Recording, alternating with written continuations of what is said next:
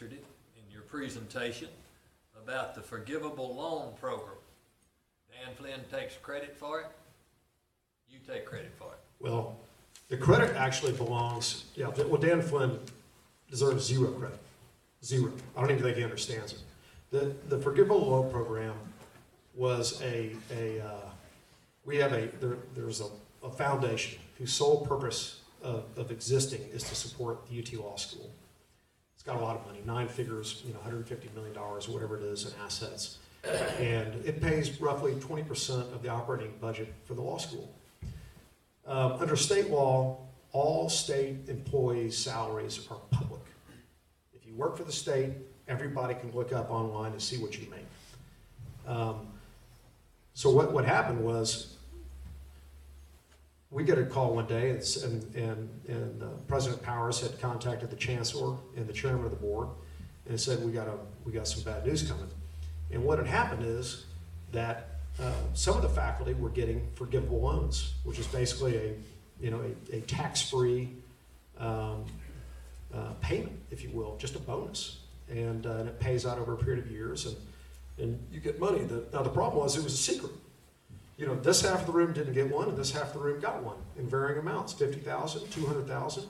In the case of the former dean of the law school, he gave himself, because he was the one that made the recommendations to the foundation, he gave himself $500,000. Okay? But what had happened is that some of these people over here found out about it. And so what did they do? They used the Texas Public Information Act. Their legal fallback, and they made a request to the university. And at some point, the university had to acquiesce and give these 3 faculty members the data that they had about all these loans, these gifts that these faculty members were getting without the board's notice, without the board knowing, without the public knowing. And when they got it, President Powers had to call and say, hey, this is what's going on. And what happened next is he went public and he said, I've asked the dean to resign, but nothing improper took place. and I thought to myself, well, obviously, just like y'all, well, if nothing improper happened, why does the dean have to resign?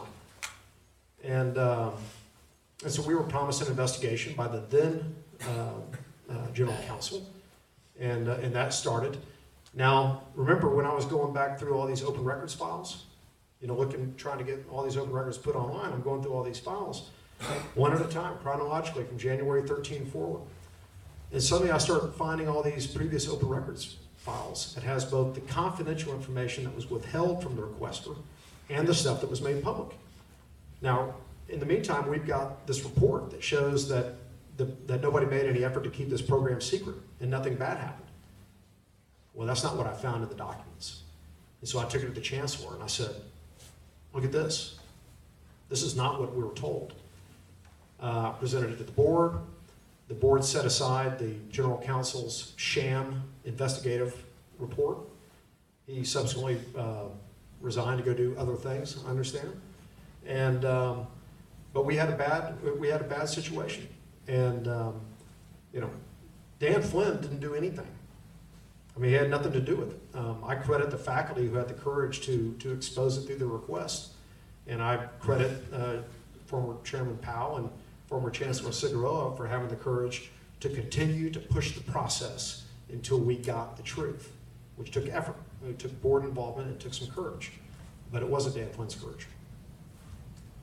Now I understand why Dan Flynn didn't hear. Thank you for answering. Let's take some questions. Mr. Hall, I don't know how to phrase this. Could you explain to the people in this room, maybe a few of them hasn't followed it as much as maybe some of us have, so we understand a little bit more, how serious the things that you had uncovered. But can you explain it in layman's terms, what our legislators were doing to ask the president to get certain students admitted into UT Law? And secondly, did you uncover in any of your investigation that Mr. Flynn had made personal requests on behalf of certain students to get their admission to UT Law School? On the last part of the question, some of the politicians' letters, I recall, clearly. I don't recall Representative Flynn. He may or may not have, but it's out there and it's available. But the stuff that was made public. But the problem with the politicians who were abusing the system is we consume, all of us, we consume higher ed as we need to. We consume it when our kids are getting ready to go to college, or our grandkids are getting ready to go through college. And that's when we really deeply care about it. Some of the politicians, you can imagine how this works. It is so hard to get your children into the University of Texas.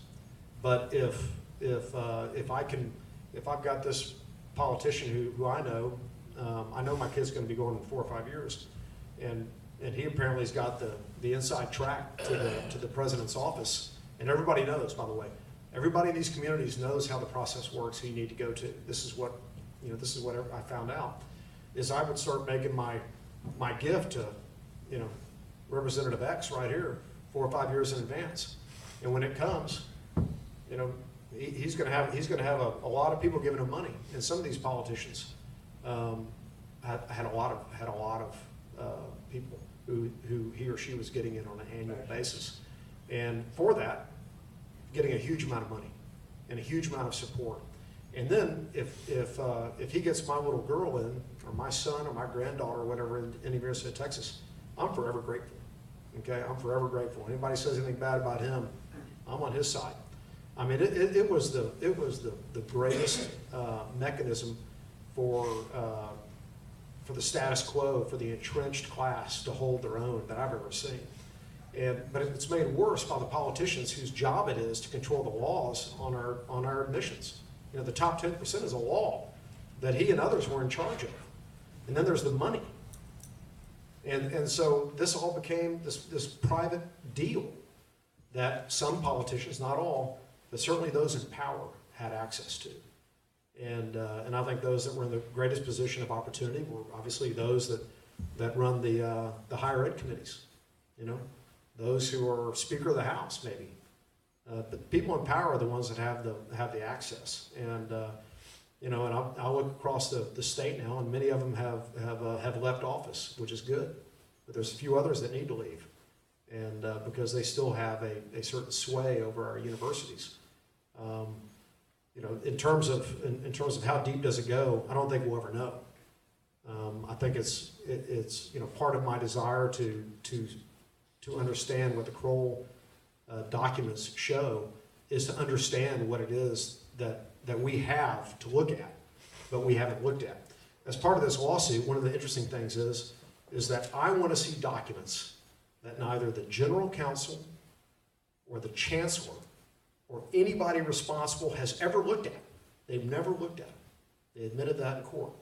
So nobody that has any responsibility for this has ever looked at the stuff. So they've relegated it to junior attorneys and temporary attorneys to go through this material to redact it for release, which takes everything out of it. And so this material, whatever it is sitting there in the chancellor's office waiting to be reviewed by somebody who needs to review it to do their job. So far, that hasn't happened.